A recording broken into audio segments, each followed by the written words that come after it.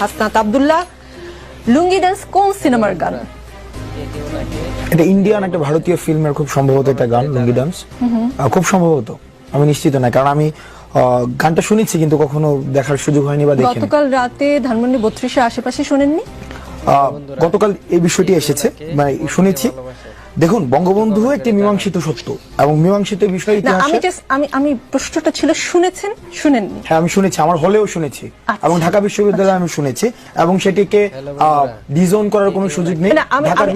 আমার প্রশ্ন শুধু অতটুকুই ছিল, শুনেছেন অথবা শুনেননি? জি, আমি একটু বলছি, লুঙ্গি ডান্স হচ্ছে চেন্নাই এক্সপ্রেসের সিনেমার গান। এটা 2013 সালে মুক্তি পেয়েছে সিনেমাটি, এবং এই গানটিতে কণ্ঠ দিয়েছেন হানি সিং নামে একজন গায়ক, এবং এই গানটি রজনীকান্তকে ট্রিবিউট করে এই গানটি করা। মানে তারা তাদের সিনিয়র অভিনেতাদেরও এতটাই সম্মান দেন যে এইরকম একটা বড় সিনেমায় শুধুমাত্র তাকে ট্রিবিউট করে একটি গান করা হয়েছে। এখন আপনাকে প্রশ্ন করতে চাই, গতকাল রাতে ধানমন্ডিতে যারা লুঙ্গি ডান্স করেছেন তারা কারা?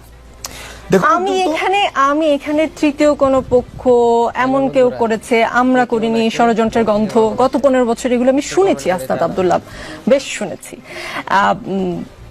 রাত 1টা-2টা থেকে এই গান শুরু হয়। আমাদের সংবাদকর্মী ছিলেন সেখানে 2-3 ঘন্টা বা তারও বেশি সময় ধরে চলে। এতক্ষণ পর্যন্ত আপনাদের কানে খবরটি যায়নি এবং আপনারা এসে সেটা থামানোর চেষ্টা করেননি। এইটা কি আসলে আমাকে বিশ্বাস করতে বলেন? মাইয়ার খুব লাগিছে লুঙ্গি ডান্স নিয়ে দেখতেছি। দাঁড়াও মাইয়া, তোমার ড্যাডির লুঙ্গি খুলে দিচ্ছি, আসো। লুঙ্গি ডান্স কেন দেওয়া যাবি না?